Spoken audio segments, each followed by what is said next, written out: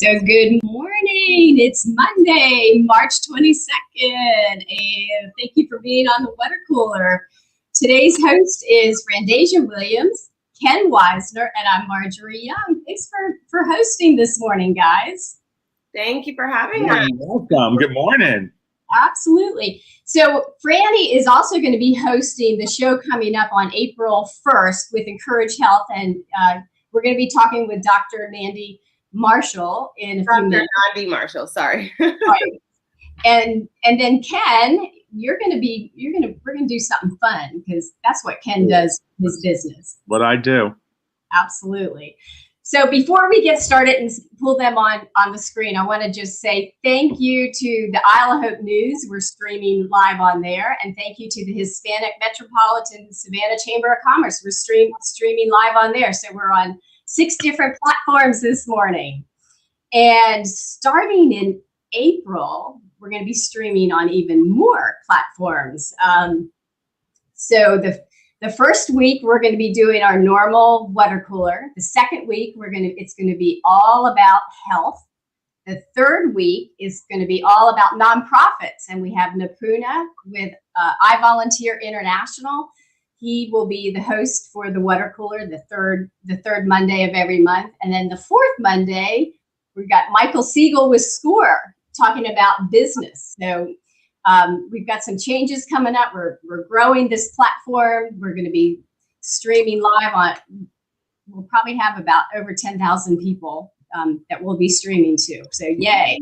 This is a big open source. This water cooler was created during the pandemic for all of us to just be able to hang together and just be able to stay connected. So anyhow, let's see. Before we get started, I just want to pull up. This is Lucky. Oh, did Lucky come up? Yeah. There he is. Lucky needs a home, and Lucky is with Coastal Pet Rescue. And call Lisa Scarborough if you would like to adopt Lucky. So anyhow, there we go. All right, let's see. Let's pull on our first guest. Hold on. Oh, did I do that right? I did. There she Welcome, is. Dr. Marshall. Dr. Nandi A. Marshall. Hi. Good morning. Good morning. Welcome. We have an exciting opportunity coming up soon. As many of you may know, we have the Enmarket Encourage Health educational series that always streams live on Facebook. It will stream live on Healthy Savannah's Facebook page on April 1st. And this is a show where we gather as a community to talk about health and wellness. And even though we've been quarantining and we've been going through COVID, we wanted to create a space where we could all collectively feel as one on these issues, on this policy change, on this alignment that we have with health and wellness. So this is show number 3.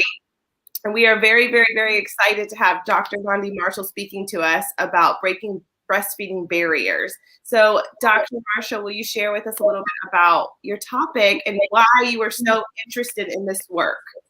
Sure.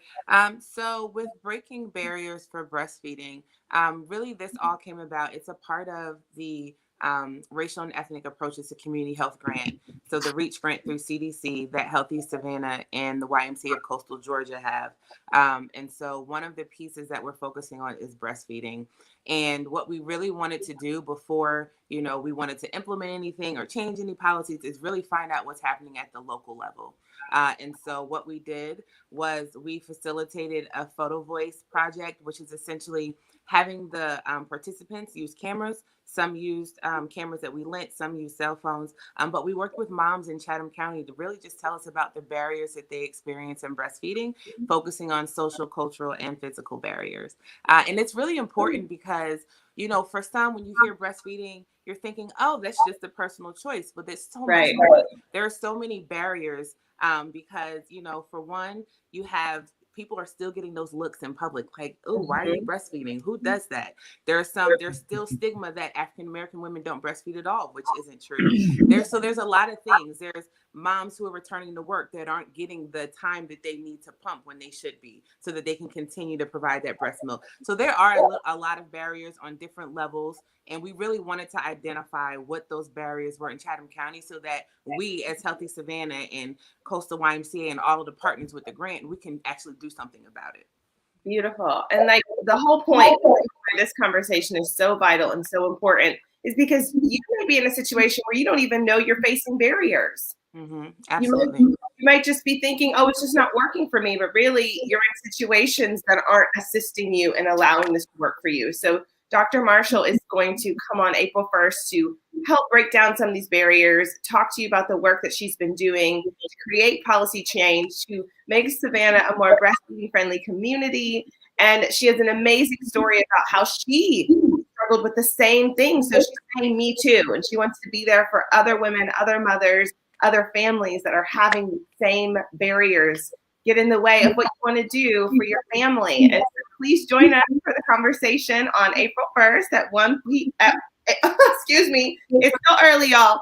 April 1st at 1 p.m. on Healthy Savannah's Facebook page. I am Frandasia Williams. Those who know my soul call me Franny. And we'll be speaking to Dr. Nandi A. Marshall and have a few others from the community who you will hear from as we shed light on this amazing topic. So thank you. Dr. Marshall, why is it so important to breastfeed? What are the benefits? So one, breast milk is the recommended first food for infants. So that's First from food. WHO, which is the World Health Organization, CDC. It's just what it is. It's the preferred food, right? But when you're thinking about some of the benefits of breastfeeding, so there's benefits for a baby, but there's also benefits for mom.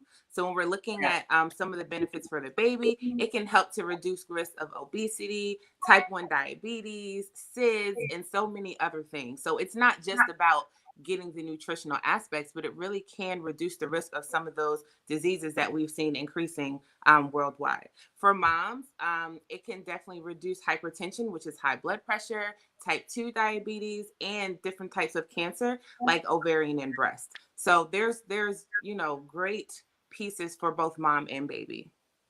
I know 33 years ago, I breastfed my daughter, and I was a military wife at the time, traveling. We lived in Germany, and it seemed to be more acceptable over there. And it's just like, of course you're going to breastfeed. I mean, that's where what I was told is it actually makes the kids smarter. I mean, to breastfeed, and it keeps them healthier longer, Yeah, I mean, even when you think about like the different antibodies. So as you're breastfeeding, if you come in contact with something, your body is producing those antibodies and your breast milk gives it to the baby. If the baby comes home, say from nursery, or if the baby comes in contact with something and they're getting some sort of sickness, then your breast milk starts to produce antibodies once their saliva is connected. So, it really does help to keep them healthier longer. Kids are going to the hospital less, which is why there's such a big return on investment, so to speak, is because there's less money that you have to spend for medical bills because your child is healthier longer, on average. Of course, things can change child by child, but the idea is overall, we have less sick babies when we're breastfeeding. So, Dr. Marshall, what is, with all this COVID stuff going on, what does the CDC recommend? Keep breastfeeding. Don't Beautiful. stop. Absolutely. Beautiful. Keep breastfeeding. Mm-hmm. Do you have anything that you'd like to say as why others should join us on April 1st for your chat? Yes, absolutely. I would say join so that you can hear about what you can do to help us, right? So we're very excited about everything. The moms that we worked with were amazing. They're very passionate about this as well, but there's only so much we can do. In order for us to have community level change, we need the community to be involved. And so on April 1st, in addition to talking about the photos that the moms took and sort of some of the information that they shared with us, we'll also talk about some of the other initiatives that we're currently working on, including policy initiatives, free peer support classes. We're doing a peer leadership training around breastfeeding. So we're going to talk about all of those and how you can go back into Savannah and Chatham County and say, hey, talk to your employer and talk to whoever, just let your voice be heard and say, we want to be a part of this. Here's how. And so we'll talk a little more in detail about that on April 1st as well. And you're So not, yeah. the community and anyone who's having these conversations, you're not alone. And I think it's nice to add a voice in a community and a collectivity as we have the discussion. There's one person having this discussion, it feels like you really are against a brick wall. Like really, when multiple people start having this conversation, it starts feeling like we can really get some stuff done. What do they say? If you want to do it quickly, you go along.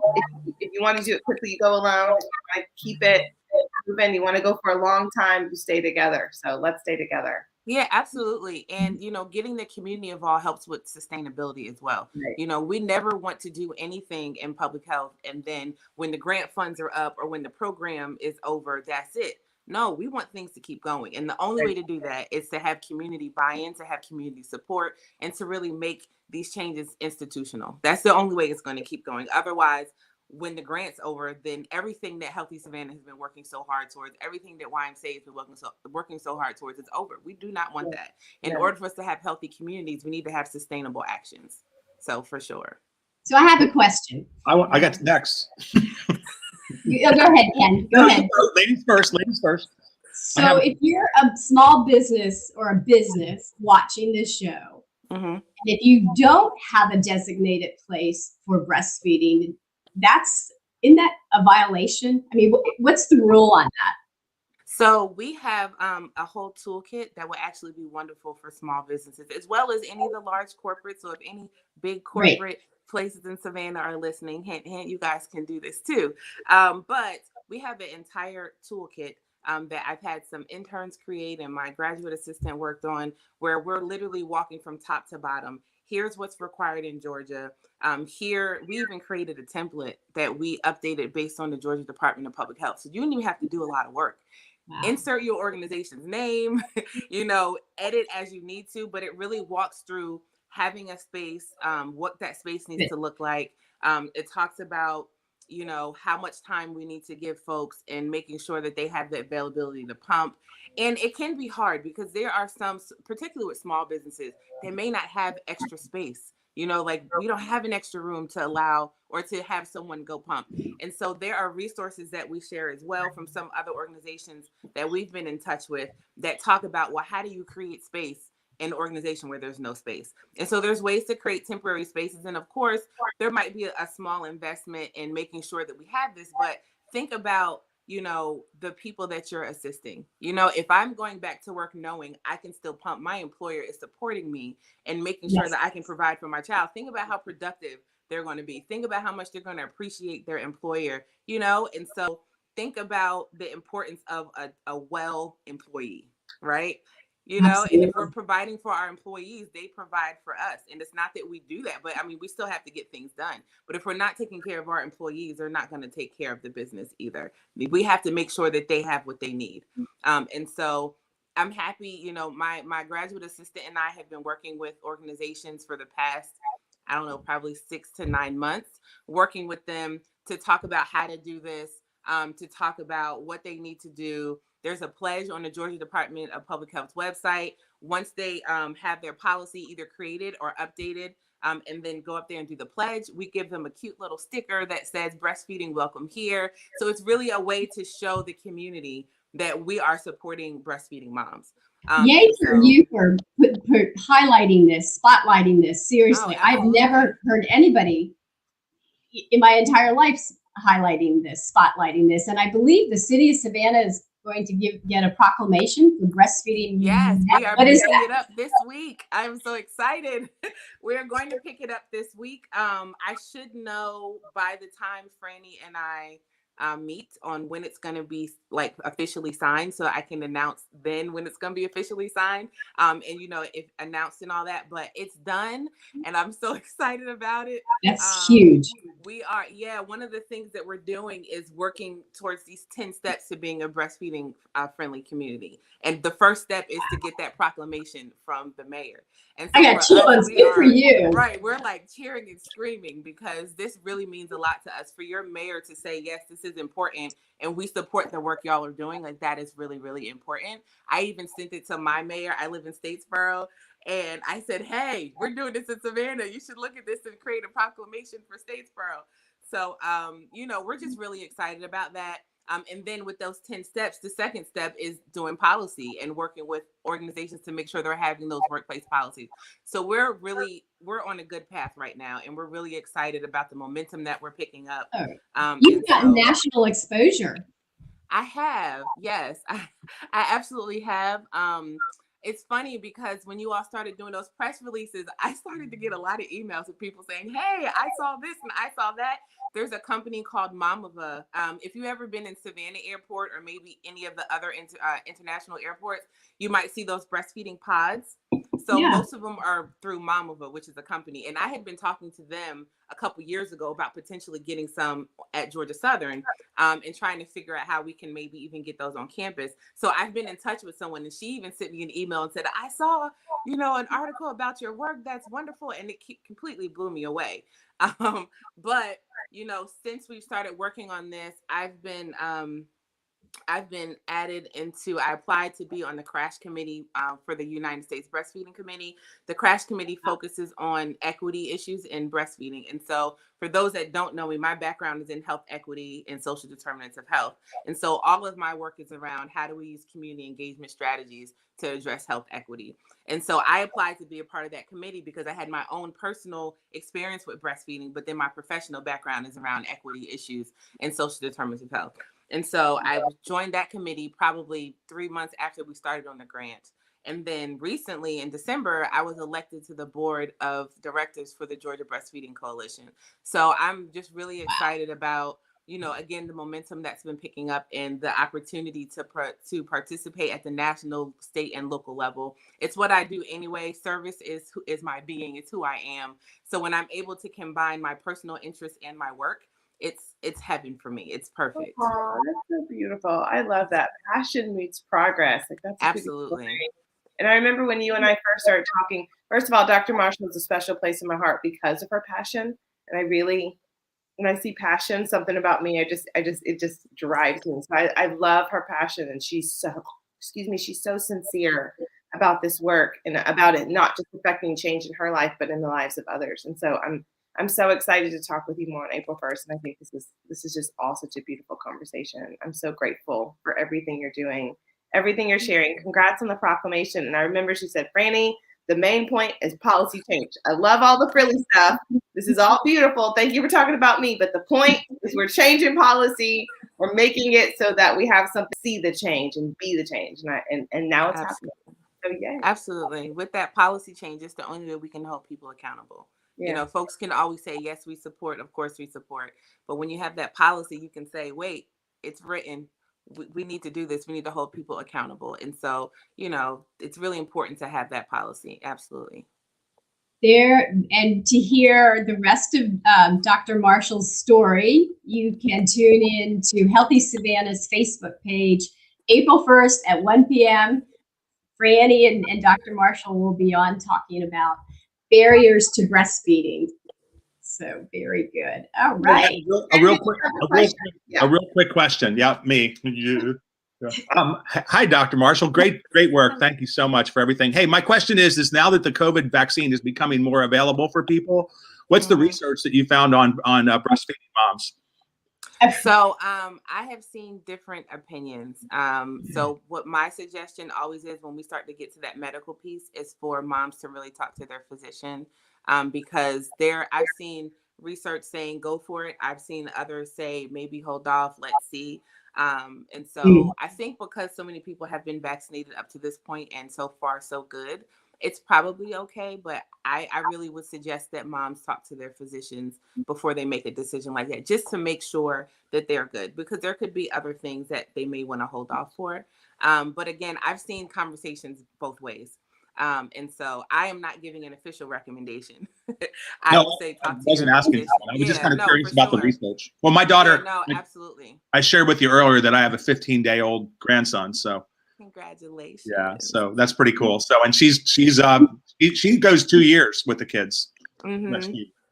So the first one she went to, we go to. That's awesome. Yeah. So she's that's probably awesome. on watching. Hi, Jean. Say hi to Jean. Hi, Jane. Congratulations. Yes. I think, hopefully, I don't know. You know, she might be breastfeeding. Thank you for what you're doing. That's great. It's really important. Oh, it's my pleasure.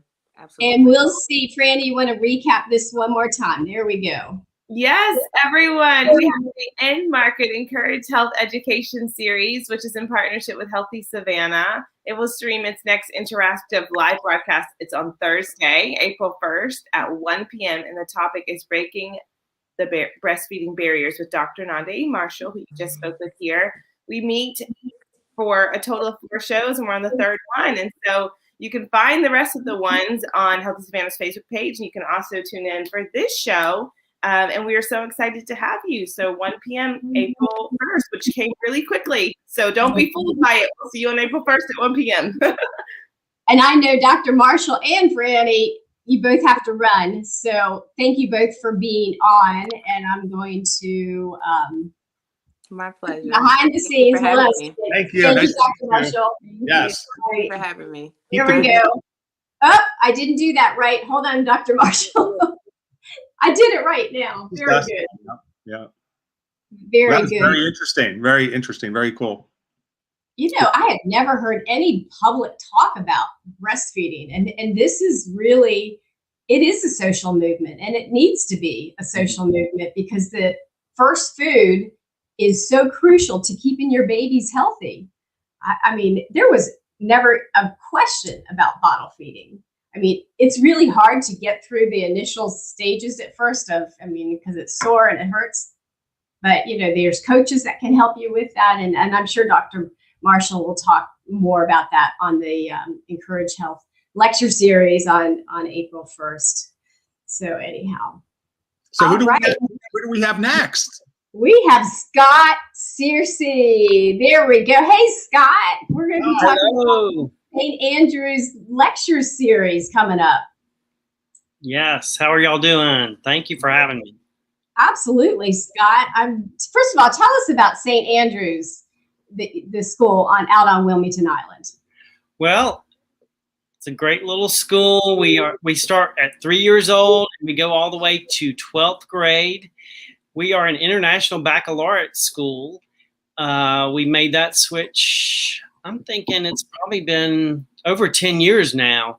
We're an AP, typical kind of private school, but we don't offer the AP program anymore. We've gone to the IB, International Baccalaureate Program, and it's been a fabulous change for our students. Our graduates do great in college, and they all say they were well prepared thanks to St. Andrew's IB program. So, and what is the IB program? What is that? Just what's the benefit of it? So it compares to the AP. You know, you can be an AP school, or you can be an IB school, or I don't even know that you have to pick one or the other.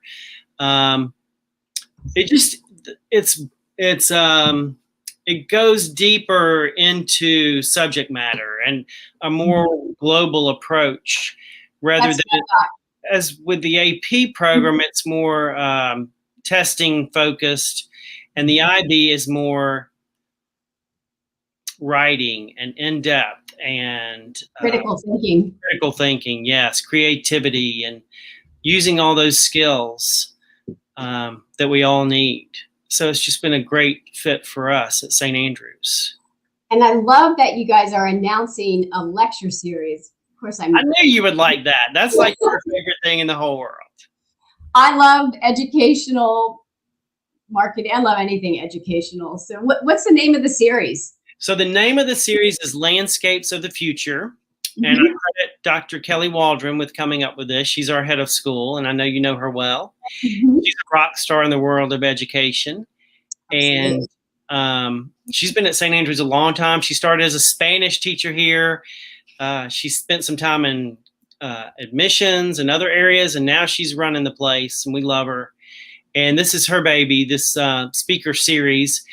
And the first edition is this Thursday at 5 p.m. It's a virtual series. It's free. It's open to the public. And I'm excited about this one. This is Ian Simmons is the speaker for this particular series for the first one. And we found him a couple of years ago. St. Andrews was in need of a new strategic plan, a new 5 to 10 year strategic plan. And we found Ian Simmons. He has helped hundreds of schools, colleges, nonprofits all over the country with strategic planning, forward thinking, and he's just awesome. He does it unlike anybody else. He doesn't have a cookie cutter type program where he just fits everybody into a mold. He comes to town, he studies the demographics, he studies industry, he does his research before he even spends time with the school that he's helping. And so he has a lot of history and a lot of background before he even gets started. And he has helped us come up with a new strategic plan that I think is going to be just fabulous. It's going to change things for us, just move us forward in a positive way. And so he's our presenter for this first lecture. And I want to get this right. I'm going to cheat. The title is The Future of Industry and Work. And his specialty is in schools and colleges. But if anybody has time this Thursday at 5 o'clock, log on and join us, because you will walk away with something. He has his finger on the pulse of industry and all kind of aspects, economics, especially through this pandemic. That was the idea from the speaker series. Things have changed so much, especially for us as a school. And I know for everybody in the world, no matter where you are or what you're doing, things have changed. And Ian has done the research, and he's the one to present it. He's awesome. He's a great speaker. He gives keynote speeches all over the country. And Google him, Ian Simmons, Simmonds. Go to his website. He has an awesome blog. You'll get lost just reading his blog posts. And what's the coolest thing that was like the aha moment that you heard from him? I just read one of his blogs this morning. Scott, can you pull over? We got half of your face in there. Oh, the other way. There we go. There we go. There we go. One of his blogs this morning, I was just reading. Shoot. And then you also have 3 other lectures coming up. I don't know if you have that information in front of you of when they are too. I do. I have it all. The one I was reading this morning was, he's so good at like the numbers thing. 7 things that will happen in education as a result of COVID-19. I'm not good with the camera thing. It's fine. Best ever. Perfect. So what are the 7 things? What does he mention? So accelerated change. I mean, we all know that things are changing so quickly. Ongoing disruption. This is the one I think is so interesting, that he talks about how a lot of educators and just people in general are going to want to go back to how things were before COVID, and that's not going to happen. That disruption is going to be the new constant in our world, and you better be prepared, and you better be reacting and being proactive and ready for change, and not holding on to what was happening before COVID. I thought that was sort of an aha moment. Oh, absolutely. Mm-hmm. Normalization of change, contradiction, diversified ecosystems of delivery. They're all, I mean, his blog is awesome. So I'd go to his blog. I'm not as good at summarizing this as he is, but even if you're not in education, or if you are in education, come check us out this Thursday. It's virtual, it's free, and you're going to walk away with something. How do we find the link, and where is it going to be streaming live? So if you go to our website, SAS Lions, so that's SAS for St. Andrews School. Oh, there it is. Oh, y'all are so good, Marjorie. Go to our website, and at the top of the homepage, you'll see Ian's picture. There's a button that says register. You don't even have to scroll. It's right at the top. It says register. You can read a little blurb about the program Thursday, and register right there and go read about Ian. He's an awesome guy. The next 2 sessions are Thursday, April 8th and Thursday, April 22nd. They're all at 5. They're all free. They're all open to the public. You do have to register in advance, though, to get in. And they're free, though. The next one is Future of College, and that's with our college counselor, Wendy Sutton. She's been here a long time. She is the best of the best. I just love her. Our students do great things, and I give Wendy she doesn't like any of the credit, but she's a great college counselor. I don't know if people know how important having a good college counselor is. I know I didn't until I came to St. Andrews, and also until I had a son that was trying to maneuver the college application process. That is. Are your kids that old now? I know, right? Oh my God! So young. Oh gosh, Scott, I didn't realize. Oh my gosh, it's depressing.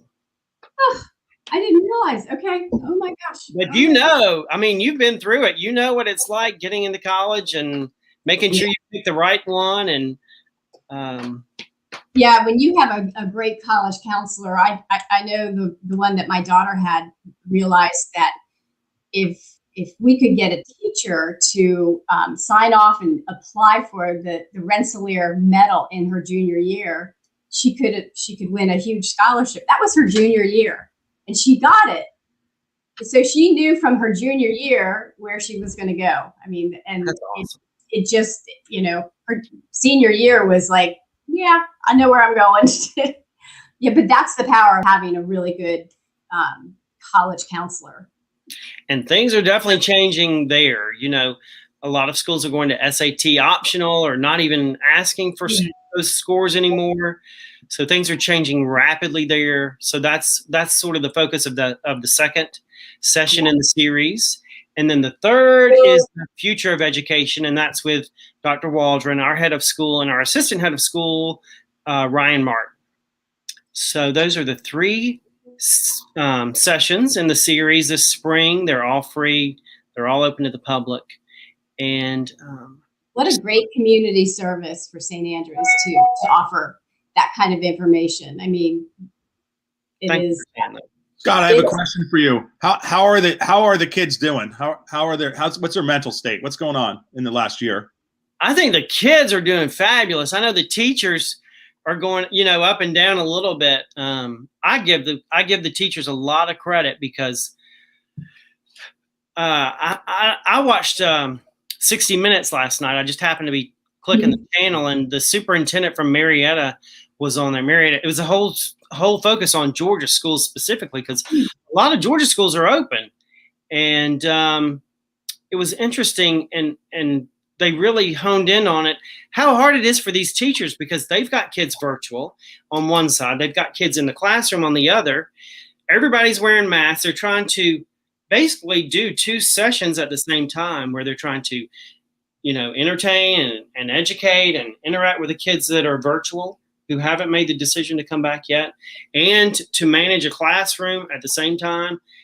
I mean, that's a lot for teachers right now. Yeah, I watched that as well, and the man said he kept on saying, I don't want to forget about the guys on the screen. Yeah, he's so focused on the kids that were in the classroom, and he forget about those kids on the screen. That's got to be hard. It's especially hard for those, the lower school ages. 4, 5, 6, 7-year-olds that are at home. All they have is a screen, so the teachers are trying to keep them engaged and active. Sure. Well, my daughter, the one who had the baby, is a teacher, and she's out right now. But when I was up there last week, she was showing me lists of kids that were out every day. So you never knew what was going to happen as a teacher because you never knew how many kids were going to show up. Yeah, every day is a fresh start because if someone can't come in, then they're virtual, and you never know who's going to be virtual. With this huge push of getting all of us vaccinated, hopefully before July 4th. I guess, when are they allowed to be vaccinated? Have we heard that yet? I have not heard that. My son asked me last night, my 12-year-old, and I don't know the answer to that. I have not heard when kids are going to start being vaccinated, but our students have just done fabulous. They wear the masks all day. They're washing their hands. They're social distancing. We have the plastic dividers. So we're trying to, everything's outdoors that can be outdoors. The band plays outdoors every day. Outdoor classrooms as much as we can. But I mean, it's different, and I don't know what the future holds. Yeah. It's going to be different for sure. We've got to get rid of COVID first, and we've got to get everybody vaccinated. And our president said by July 4th, millions and millions and millions of people will be vaccinated, and hopefully we can start getting back to something normal. You're right. I don't think we're ever going to go back to the way it was, but I feel sorry for these kids that are not in school. And they highlighted that in the piece last night on 60 Minutes I was watching.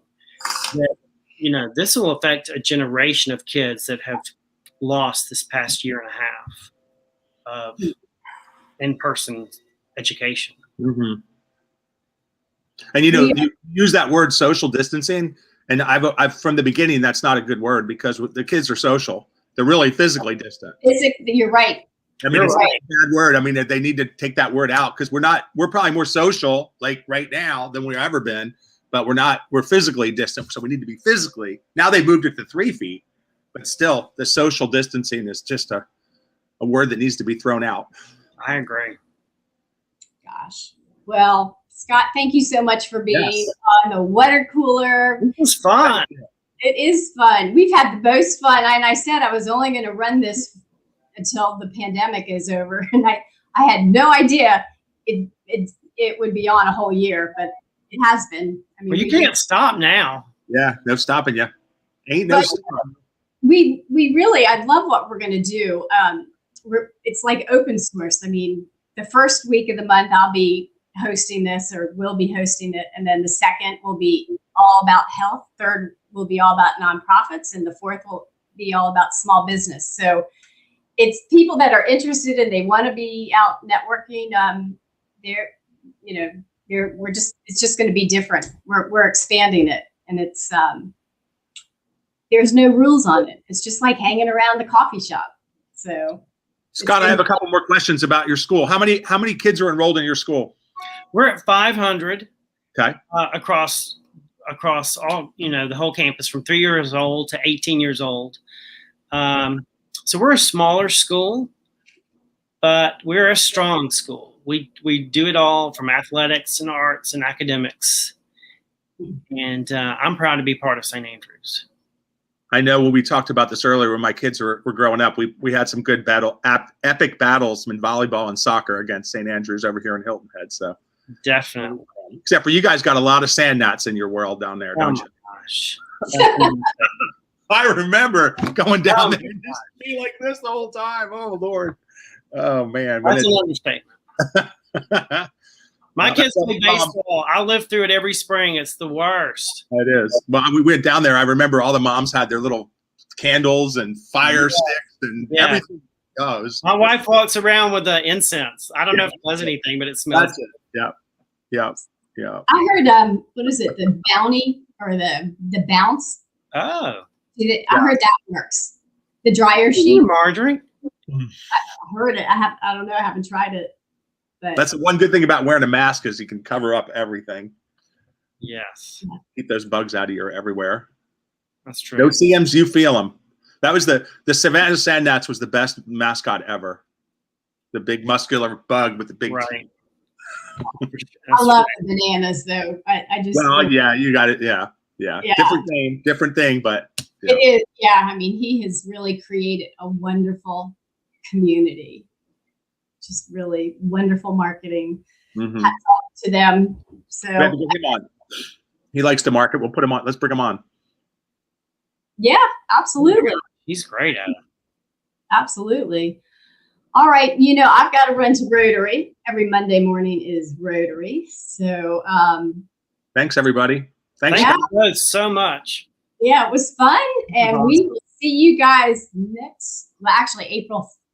April, the first Monday in April is the next one. So we will see you guys then. See you then.